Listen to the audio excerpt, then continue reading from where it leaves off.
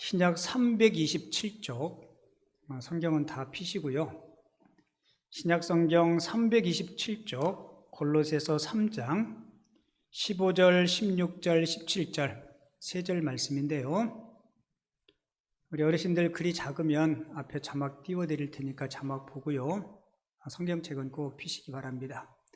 우리 세 절 말씀을 같이 읽고 말씀 읽은 후에 감사에 대한 영상을 준비했는데 영상 시청하고 함께 말씀 상고하도록 하겠습니다. 같이 읽겠습니다. 그리스도의 평강이 너희 마음을 주장하게 하라.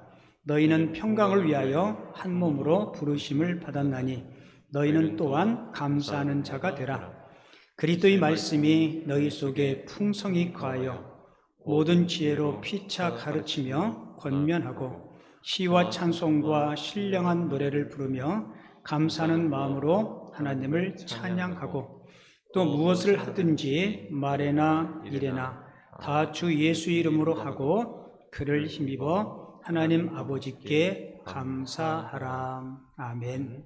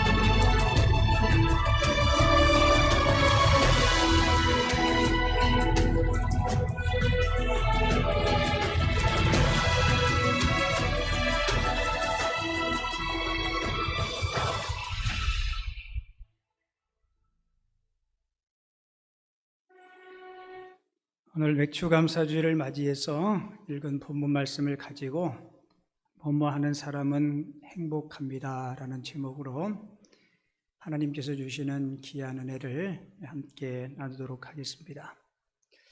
설교 제목이 뭐라고요? 저 가루가 뭐 같아요?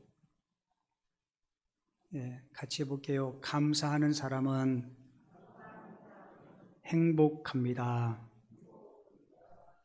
그래서 이번에 맥주감사주일에 감사해요 요 사행시를 통해서 우리 감사의 마음을 좀 같이 표현해 봅시다. 그래서 사행시 모집을 했는데 엄청나게 많은 분들이 참여했어요. 제가 보니까 쌀에 욕심이 좀 나서 참석한 것 같은데 어쨌든 감사하고요. 참여하지 못하신 분들 좀 참여하고, 제가 여러분들의 감사 사행시를 다 소개하고 싶은데 시간 관계상 한 3개만 여러분들에게 소개해 드릴게요.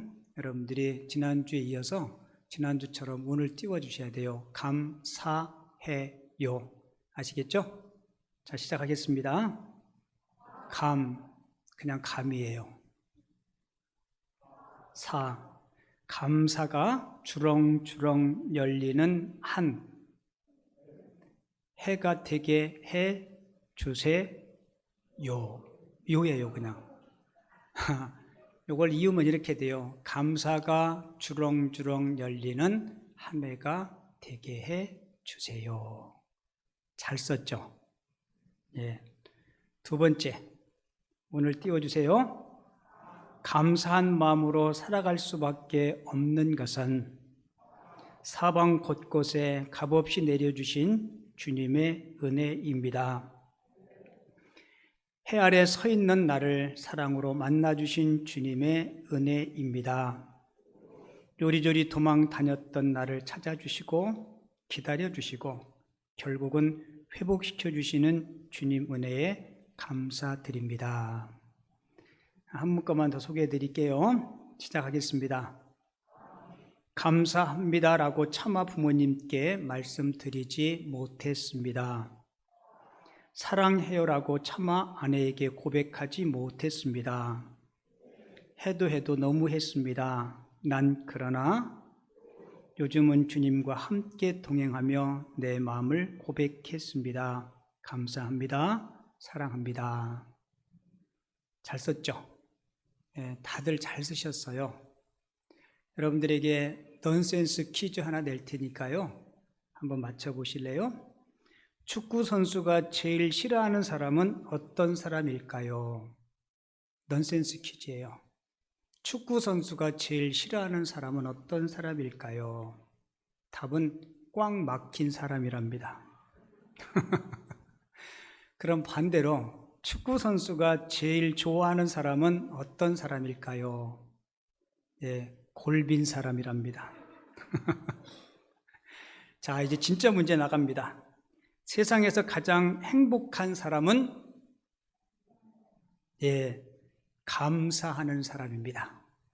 세상에서 제일 행복한 사람은 누구라고요? 감사하는 사람. 오늘 설교 제목이 뭐예요? 감사하는 사람은 행복합니다. 그래서 아무리 많이 누려도 감사를 모르면 그 인생은 결코 행복할 수 없어요. 독일 역사상 존경받는 정치인이 있었는데요. 마티 바덴이라는 독일 정치인인데, 이분의 일화에 이런 이야기가 있어요. 한 번은 이분이 어느 지방에 여행을 갔다가 가난한 정치인이었기 때문에 돈이 없어가지고 가난한 여관, 값싼 여관에서 하룻밤을 머물게 됩니다. 근데 하룻밤을 머무는 동안에 신발을 도둑 맞아요. 이분이 신발을 잃고 잔뜩 화가 나가지고 어떤 놈이 내 신발을 훔쳐갔느냐고 막 소리를 지르면서 막 욕을 해대요.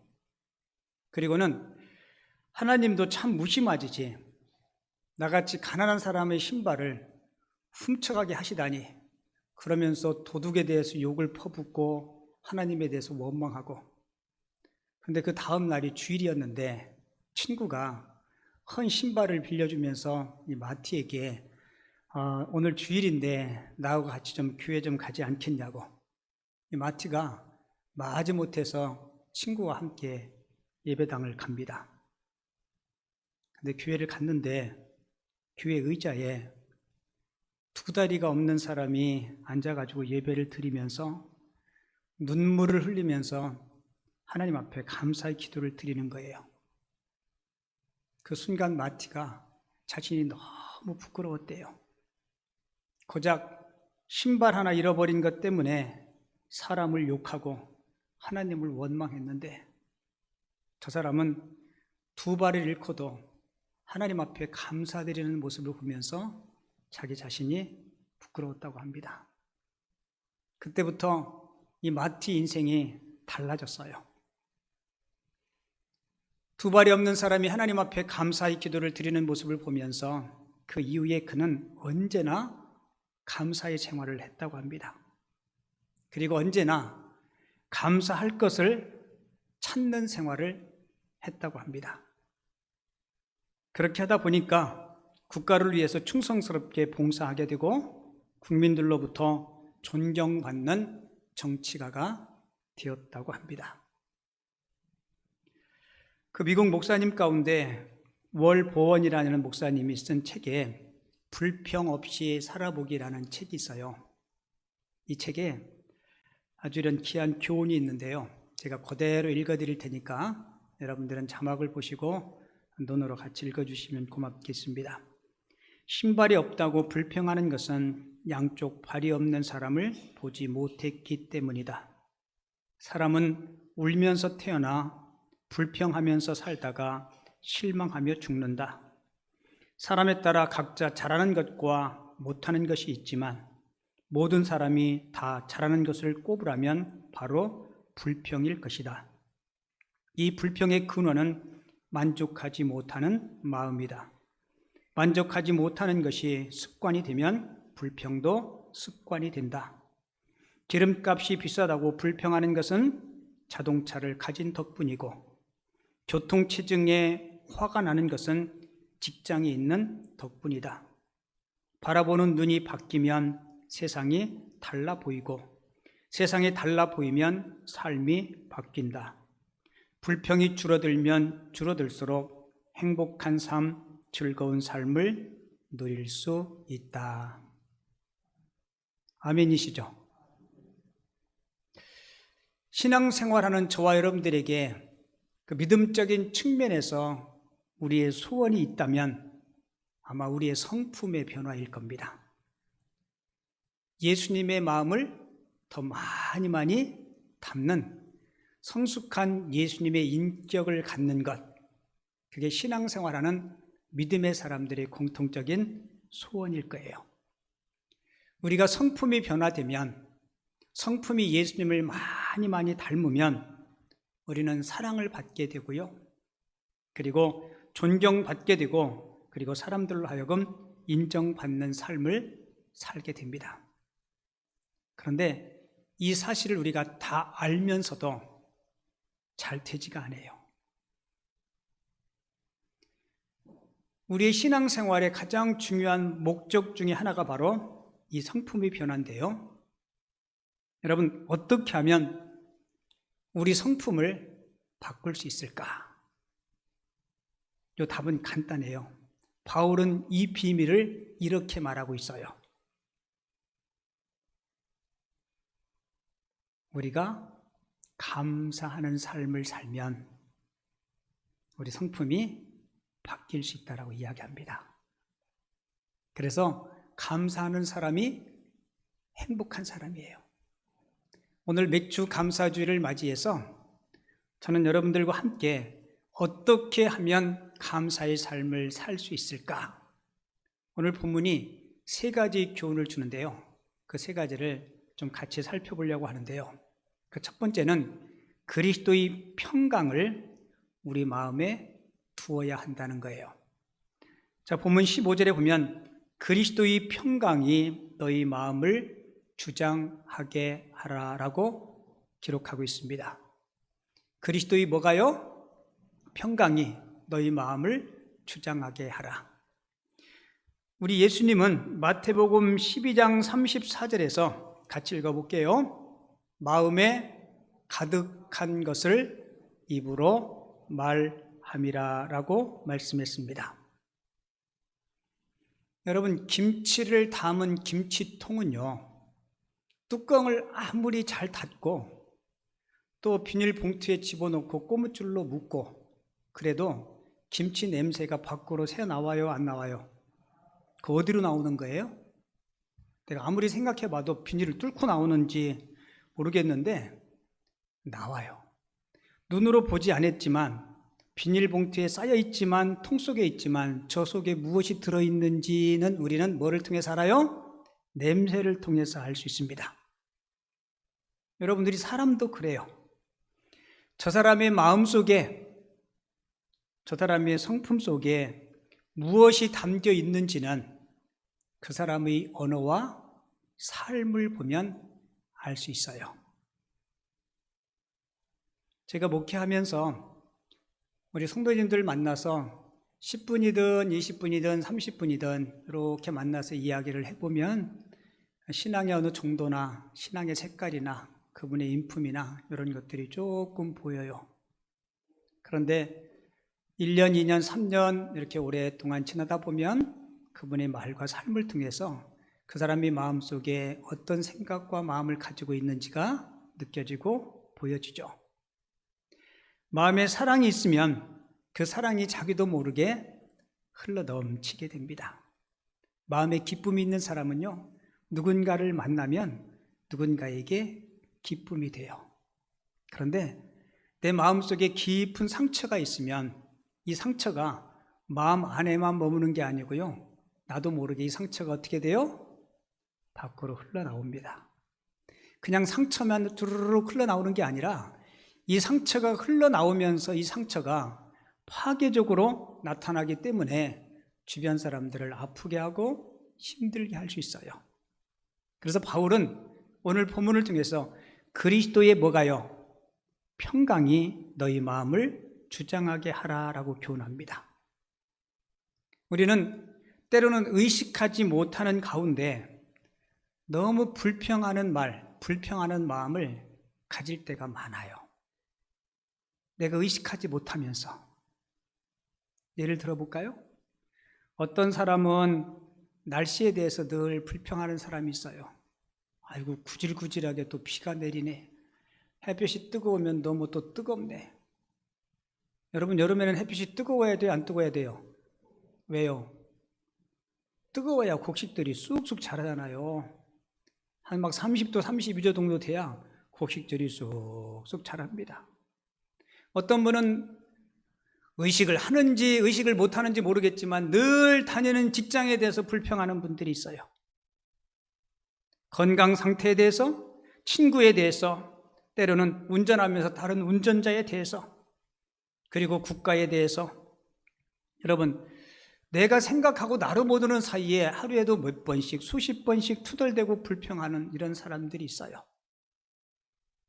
어쩌면 저도 여러분들도 나도 모르는 사이에 그런 생각들이 잠식해 올 수 있어요. 특별히 한국 사람들은 죽겠다는 말을 참 많이 써요. 그죠? 뭐에서 죽어요?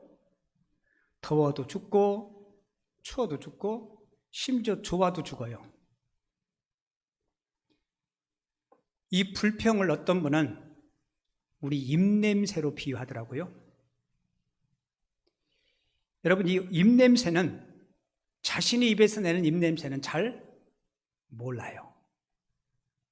다른 사람의 입에서 나오는 입냄새는 기가 막히게 아는데 자신의 입에서 나오는 입냄새는 정작 잘 모릅니다. 그래서 내 마음속에 어떤 마음, 어떤 생각을 가지느냐에 따라서 우리가 감사의 삶을 살 수도 있고 불평하는 삶을 살 수도 있어요. 그래서 바울은 고로새 교회 성도들에게, 저와 여러분들에게 여러분들이 감사의 삶을 살고 싶다면 뭐가요? 같이 해봐요. 그리스도의 평강이 너희 마음을 주장하게 하라.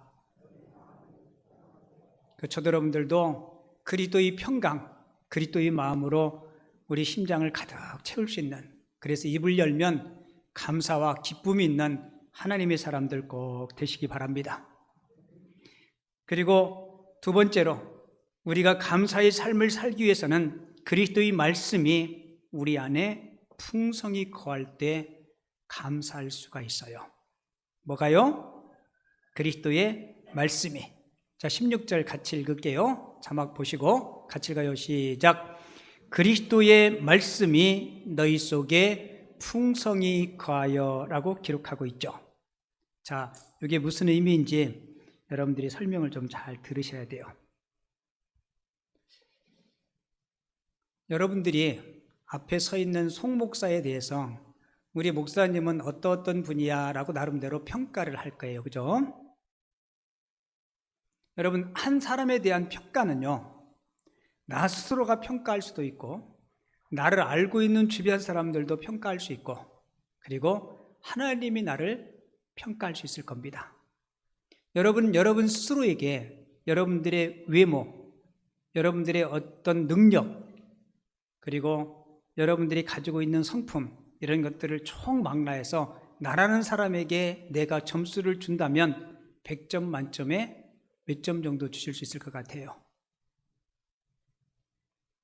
아마 100점 만점에 나는 100점이야 라고 스스로에게 그렇게 점수를 줄 수 있는 사람은 그리 많지 않을 거예요. 근데 제가 이 설교를 준비하면서 다른 사람이 나에 대한 평가, 그리고 내가 나에 대한 평가는 오류가 있을 수 있어요. 그런데 나를 향하신 하나님의 평가는 오류가 있을 수가 없습니다. 그래서 제가 가만히 생각해 보는데, 내 스스로가 나에 대한 점수보다 하나님께서 나를 보시고 주시는 점수, 여러분 스스로가 주는 점수와 하나님이 주시는 점수, 어느 게 높을 것 같아요? 내가 나한테 주는 점수, 하나님이 나한테 주는 점수, 어느 게 높을 것 같아요? 제가 말씀 묵상하다가 성경을 통해서 깨달은 게 있는데요, 제가 저한테 주는 점수보다 하나님이 저한테 주는 점수가 나는 높다라고 생각해요. 여러분들은 어떨지 모르겠는데, 자, 그것을 어떻게 알 수 있냐면, 하나님의 말씀 성경은 우리를 이렇게 평가해요. 이사야 43장 1절에 보면, 야곱아 너를 창조하신 여호와께서 지금 말씀하시느니라. 내가 너를 뭐 했다고요? 구속하였고 내가 너를 지명하여 불렀나니 너는 내 것이다 라고 말씀합니다. 하나님의 말씀 성경은 저나 여러분들이나 하나님께서 손수 계획하시고 창조하신 피조물이고, 피조물 된 우리들이 죄를 짓고 타락하고 범죄해서 하나님의 품을 떠났는데, 우리를 다시 하나님의 자녀 삼기 위해서 우리를 뭐 하셨어요? 값비싼 대가를 지불하시고 구속하셨어요. 그래서 하나님의 말씀 성경을 보면 우리가 얼마나 귀한 존재인가를 성경은 말씀하고 있습니다. 하나님이 저와 여러분들을 위해서 행하신 일을 보면 우리가 얼마나 소중한 존재인가를 우리는 알 수 있어요. 엄청난 대가를 지불하고 저와 여러분들을 구속하셨고 우리를 창조하셨어요. 그러니까 내가 생각하는 나보다 하나님이 평가하고 생각하는 나가 훨씬 더 귀하다는 거예요. 그러니까 여러분 스스로를 뭐 능력도 없고 나이도 없고 배운 것도 없고 가진 것도 없고 이렇다고 해서 여러분 스스로를 너무 과소평가하지 마시기 바랍니다. 성경은 우리의 소중함을 깨우쳐주고 있어요. 같이 볼게요. 나는 소중한 사람입니다. 나는 존귀한 사람입니다. 누가 그렇게 말씀하셨다고요? 하나님께서 성경을 통해서 그렇게 말씀하셨어요. 어떤 개인이, 인간이 한 이야기가 아니고, 어느 한 미국 사람이 프랑스에 여행을 갔습니다. 시골 마을에 여행을 하다가 기념품 하나를 사고 싶어서 조그마한 가게에 들어가서 특이하게 생긴 목걸이 하나를 아주 싼 값에 샀습니다. 여행을 마치고 미국으로 돌아오는데 공항에서 세관다에서 산 기념품 물건들을 보다가 세관원이 목걸이를 딱 지목하면서 살펴보더니 관세를 매기는 거예요. 싼 값에 샀는데 산 가격보다 몇십 배의 관세를 매기는 거예요. 그 이분이 아니 이거 헐값에 샀는데 뭐 이렇게 관세가 비싸냐고 그분이 하는 말이 이 목걸이는 보통 목걸이가 아닙니다. 이분이 그냥 너무 세금이 비싸니까 목걸이를 포기하고 그냥 올까라고 생각하다 그분의 이야기가 보통 목걸이가 아니라는 말에 엄청난 세금을 내고 그 목걸이를 찾아서 세관을 통과하고 나와요. 여러분 그 목걸이가 어떤 목걸이인지 궁금할 거 아니에요, 그죠? 여러분 같으면 어떡하겠어요? 감정을 해봐야 될 거 아니에요, 그죠? 이분이 감정사에게 찾아가서 도대체 이 목걸이가 어떤 목걸이기에 내가 예를 들어서 3만 원 주고 샀는데 세금을 30만 원이나 냈다고 도대체 어떤 목걸이입니까? 감정 좀 해주세요. 그랬더니 그분이 확대경을 가지고 목걸이 이쪽 저쪽을 보시다가 이 목걸이는 대단한 목걸이네요. 한번 보실래요? 이분이 이렇게 확대경으로 봤더니 목걸이 뒤쪽에 아주 조그마한 글씨로 이렇게 써 있는 거예요. 보나파르트 나폴레옹이 누구누구에게 이렇게 써 있는 거예요. 그 목걸이가 어떤 목걸이에요? 나폴레옹이라는 프랑스의 한 영웅이 누군가에게 선물로 준 목걸이였기 때문에 목걸이 그 자체는 뭐 금덩어리나 다이아도 아닌데 값어치가 나가는 거예요. 여러분, 저와 여러분들은 우리 심령 가운데 하나님께서 우리를 창조하시고 우리 몸에, 우리 마음 가운데 하나님의 놀라운 사인이 있어요. 뭐가 있다고요? 하나님의 사인이 있어요. 그 소중해요, 안 해요? 그래서 소중한 거예요. 그래서 우리 주님은 한 사람이, 한 영혼이 온 천하보다 귀하다라고 말씀한 거예요. 저도 여러분들도 소중한 사람이에요. 우리가 이 말씀을 깨달으면, 이 말씀이 내 안에 있으면 나도 모르게 감사가 나와요, 안 나와요? 여러분, 감사가 나오는 거예요. 제 휴대폰에 전화하면 복음성가가 나와요. 전화해 보신 분 계세요? 뭐라고 나오던가요? 이렇게 나와요. 당신은 소중한 사람. 당신은 존귀한 사람. 우리 코로나 이전에 예배 끝나면 저기 자막 나오죠? 당신은 소중한 사람. 이 주보 중간에 있는 이 찬양을 불렀는데 여러분들 각자가 너무나 소중하니까 우리 다시 한번 소중한 우리 지체들을 우리 축복하면서 이 찬양을 좀 한번 불러봤으면 좋겠어요. 자, 우리 두 손을 딱 벌리고 당신은 소중한 사람, 당신은 존귀한 사람. 자, 우리 반주 부탁해요.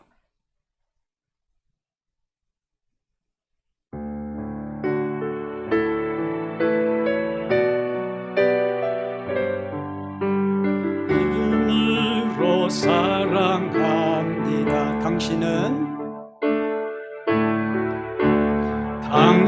소중한 사람. 당신은 존귀한 사람. 이 세상에 하나뿐이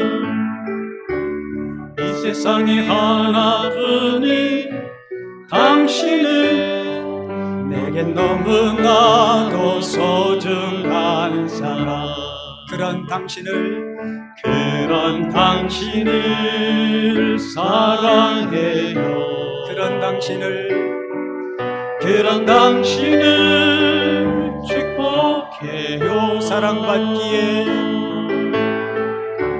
사랑받기에 합당한 당신을 주의 이름 합니다. 사랑합니다.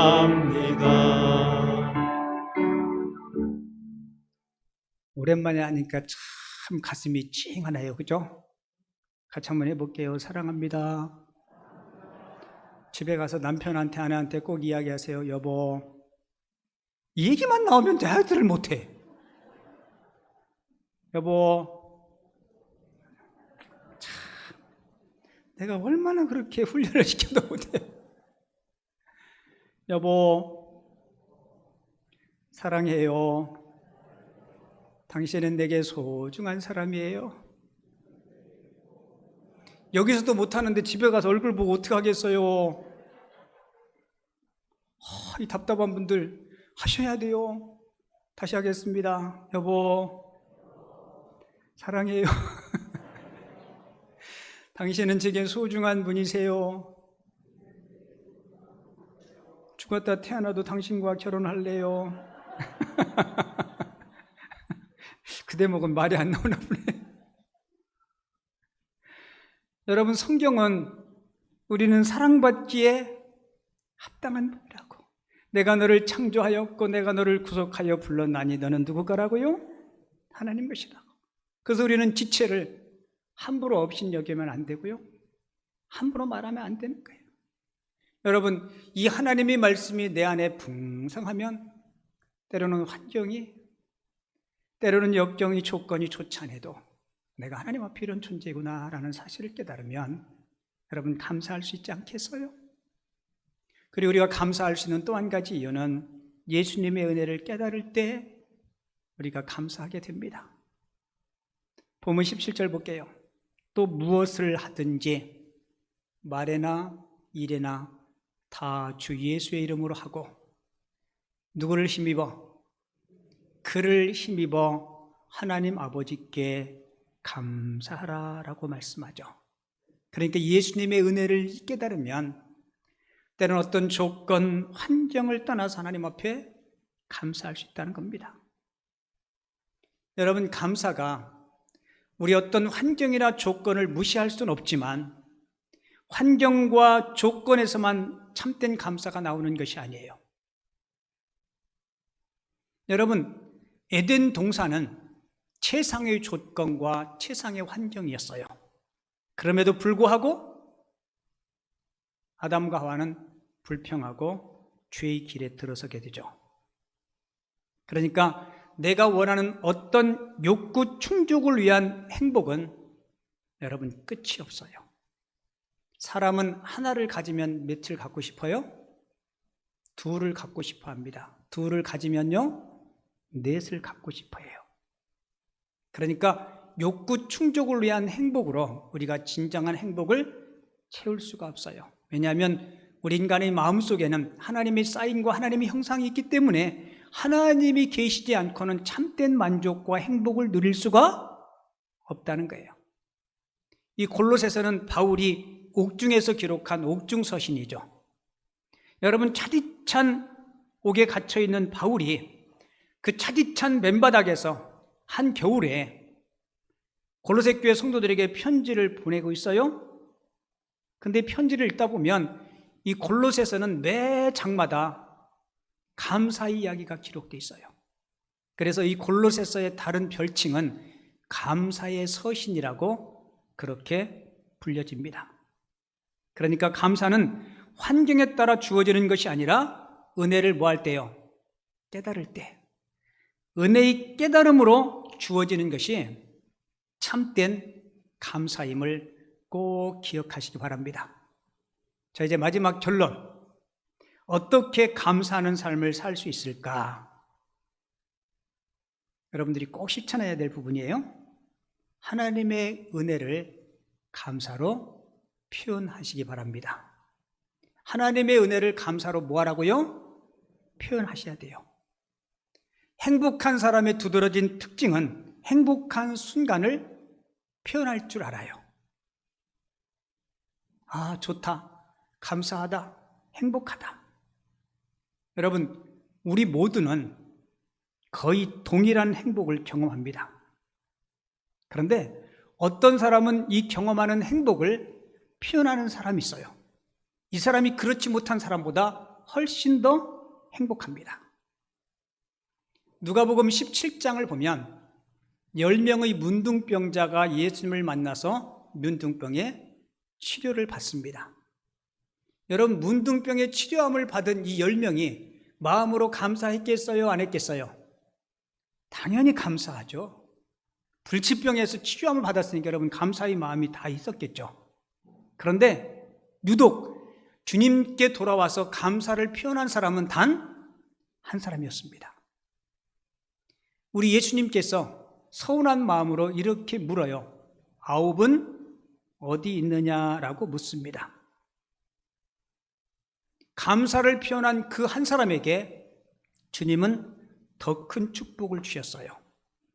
그가 감사했기 때문에 그 육체의 질병뿐만 아니라 하나님은 그에게 뭐를 주세요?